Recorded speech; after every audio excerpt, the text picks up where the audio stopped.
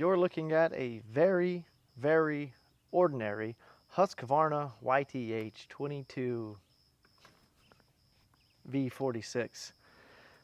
They sell these at all the big box stores. That's where this one came from. It's got a 22 horsepower Briggs & Stratton V-twin Intech motor. It's got a 46-inch deck, and those vary, and so do the motor sizes. But this is a very common lawn tractor. What is uncommon about this lawn tractor is that it has almost 1,100 hours on it already. And I know people who work with heavy machinery all the time are thinking, 1,000 hours, that's nothing. I beg to differ. 1,000 hours is significant on a big box store lawnmower. In fact, people who get commercial grade mowers usually snub their noses at people who go to Lowe's for a lawn tractor, saying that you're just buying cheap, unreliable junk. And that's probably not as good as the commercial grade units that you can get, but I'm here to tell you that if you do a few things, these things can last a very, very long time. If you still don't think that a lawn tractor like this with 1,000 hours is impressive, do me a favor. Go to Facebook Marketplace or Craigslist. Look around and check out all the used lawn tractors, because there's hundreds of them for sale.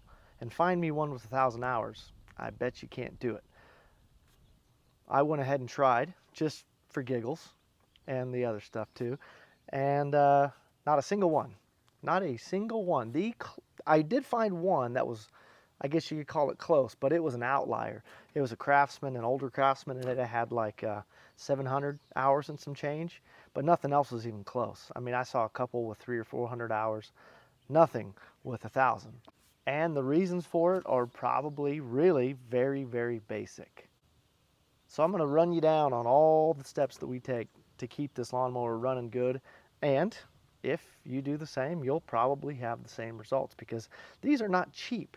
Even though they're big box store cheap mowers, if you went to Lowe's or Home Depot right now, you will pay $2,500 for this thing. And that's kind of the entry point. They don't get a whole lot cheaper than that if you get 46-inch decks or bigger. So it's an investment, and if you make an investment like that, you want it to last a while. So what is a while? Well, that's going to vary. How long did it take us to get 1,000 hours on this machine? It took us 4 summers, but we do a lot. And when I say we, I mean Henry. He does a ton of mowing. I went to lawnjournal.com and looked up the average minutes per acre that it takes for a lawn tractor like this to mow. And it said something in the neighborhood of 18 minutes per acre, which I think seems pretty fast. So we'll dial that back. Let's assume you're an overachiever and you mow your grass every other week, all through the year, January through December, and you have to mow for 3 hours at a time. That's how long it takes, which most people probably don't mow 3 hours at a time. It would take you almost 13 years to get to 1,000 hours. 13 years. So when you think about the $2,500 purchase price, if you can get 13 years out of it, that's actually not bad. That's actually really reasonable. But, you know, if you only get 2 or 3 years out of it and you have to buy another one, well, that's where you get into problems. But most people, they don't mow all year long. They mow maybe, I don't know, half the year, every other weekend. So now you're looking at, what, 13 weeks out of the year? And realistically, most lawns probably only take an hour to mow. So that's 13 hours a year. For those folks, this thing would last almost 77 years. That is just nuts. And if you're curious, the date that your lawn tractor is made is usually on the sticker on the back. It's the first 6 digits of your serial number, month, date, year. This one was made in 14. Now I know I said we put all those hours on it in 4 years, and we have. We did buy it used 4 years ago from a gentleman. It had 247 hours on it when we bought it. So we've put over 750 on it ourselves in the last 4 years. So quite a bit. Before we get into the maintenance, how to make it last this long, let me caution you about a few things that you may want to know about if you haven't already owned one of these or ridden one of these. there are a few flaws to at least this particular model, and these are very, very prevalent, at least where we are. So there's a good chance if you're in the market for a lawn tractor, you may be looking at this model or an equivalent. First of all, the seat. This is not the factory seat. This is a big boy tractor seat. Why? Well, it's got a suspension built in. There's like a spring in this little back plate, and it allows you to not rattle your teeth out, more or less. The stock seat that came on this lawn tractor was absolutely awful. It was painful. I did a video on putting that on. So if you do have one of these and your seat sucks, I did go over how to make that better. It is way, way, way better. I'm a little big for it, honestly. Putting a big seat on a small frame, it doesn't work perfectly, but Henry, who spends a lot of time on this, it fits him like a glove. He loves it. He just smiles the whole time, sort of. So keep that in mind. Those seats really suck. The other thing, and we are lucky to have an example of it. Notice this little deck wheel. Boy, they take an absolute beating. In fact, other than the seat, the biggest complaint I have about this lawn tractor is that it has really, really weak deck energy. Just the metal it's made out of just really sucks. These wheels, if you hit a stump, boom! In fact, I have re-welded each one of these wheels on more than once, and now it is extremely bent at the moment. So I'm going to have to, luckily the welds held, the metal just bent, so I'm going to have to straighten that back out. In fact, what I need to do is take a piece of angle and kind of gusset back to the deck to keep that from happening. I thought the last fix was permanent, but you learn as you go. So just keep in mind, if you have a really nice flat, unobstructed lawn, that's not really going to be something you notice. If you have trees and sticks and rocks like we do, just be prepared. Now, don't let that discourage you. You can get a really cheap welder. Like the one I've been using to fix this was like 120 bucks on Amazon. It works great, and you need it anyway. If you've got enough land to where you're needing a lawn tractor, you probably need a welder. The only other problem with the deck, these spindles aren't great. The spindles are what attach the belts, the belt that spins between here and here, to the blades. So the spindles, it's just like a big bearing, and they don't last forever. This is the second set of spindles we have put on it, but one of the keys to keeping those spindles lasting a long time, because we did get a ton of hours out of the first original set, when you go to clean the deck, don't use water, use air. That water makes its way in between the deck and the spindle, and the spindle bearings and in the pulleys. And then if you just go park it and don't dry it really good, it'll rust. Air works really well for getting all your junk off of the deck. So use air. That will help prolong the life of your deck. Get a welder. Because here's the deal. When you find these things for sale with 100 hours on them, the things that are wrong with them are silly. Spindles are seized. It won't turn over. It's dead. Lots of little things. But so don't let the deck keep you from mowing.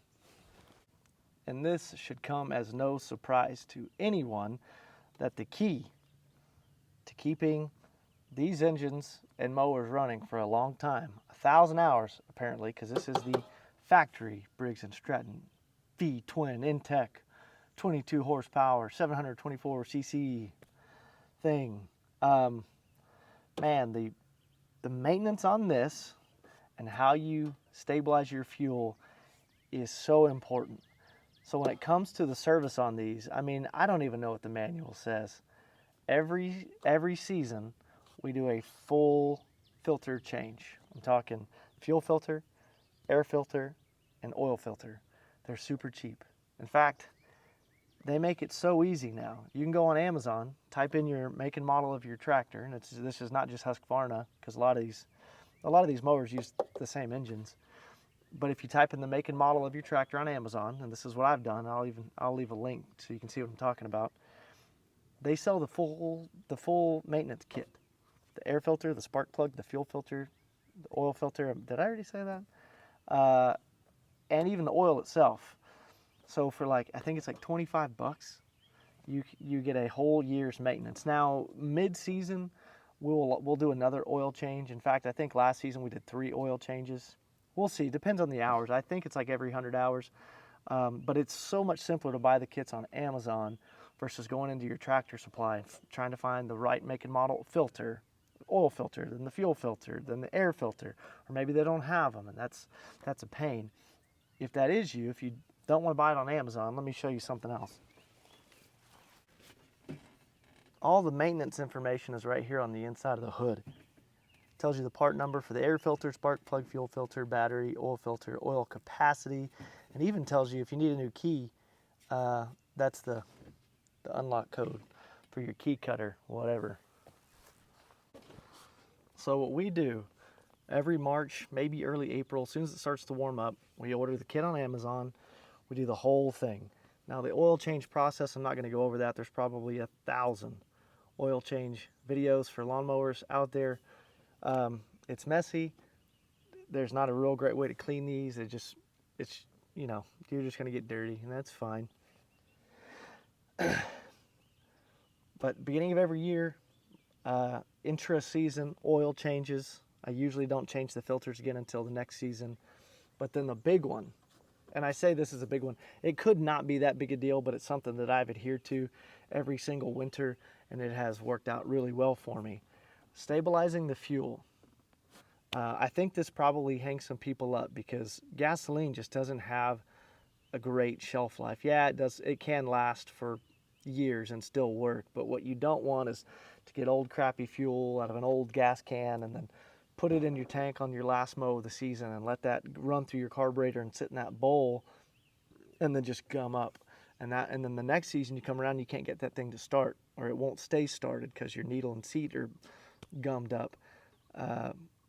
And if you're not savvy, if you don't know how to take a carburetor apart and clean it and rebuild it and put it back together, you're just going to sell it at 250 hours saying it doesn't run, and then somebody that knows how to rebuild a carburetor is going to come get it for cheap, fix it, and have a good mower. But I use stable fuel stabilizer.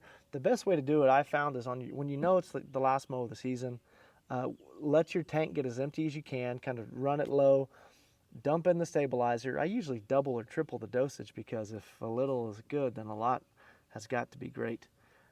And then let it run. Don't just dump it in the tank. Run the engine because you want that stabilizer to make it through the fuel lines and through the carburetor.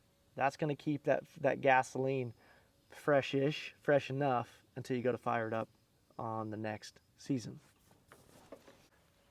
And my only other suggestion is when you have this stored for the winter, one, keep it covered. Don't leave it out in the elements. If nothing else, get one of those cheap lawnmower car covers for it because one, it's going to help the plastic stay in good shape. It's going to keep the seats together. It's going to help keep junk out of your engine. And that all those little things can just accelerate the lifespan of or shorten, I guess, the lifespan of your mower. Put a battery tender on your battery. This one is from April of 2021, so it's only a couple years old, but it still works perfectly. And it will, as long as you don't, constantly drain the battery, and if you just keep it on a charger over the winter.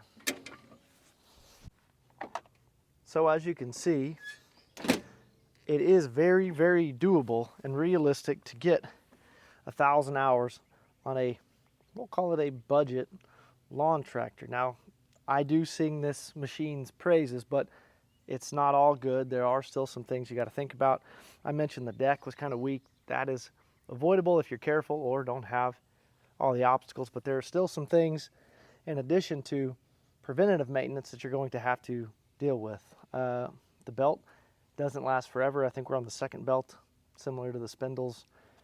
The blades.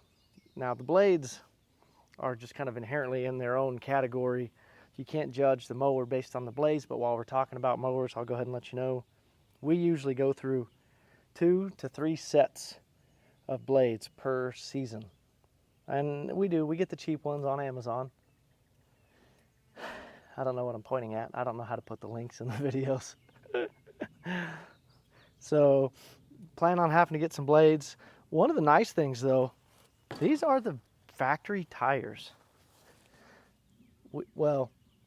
we have not put tires on this thing, so perhaps the gentleman we bought this from put tires on, and so best case they were brand new when we got it, and that's what they look like after 750 hours. So really, there's not a whole lot to it. Amazon is your friend. The maintenance is easy. It probably only takes 30 minutes to do the full maintenance on the motor, and putting the fuel stabilizer in the gas tank takes all of about 12 seconds. And literally, you can be running that through the system as you're mowing the grass. It's very, you can do it concurrently is what I'm trying to say. I don't know if the headlights work. We don't mow in the dark, but I have no reason. Well, let's just see. Do you have to have the key on? Where's Henry? Nope. Well, does it have to be running? 1,095 hours.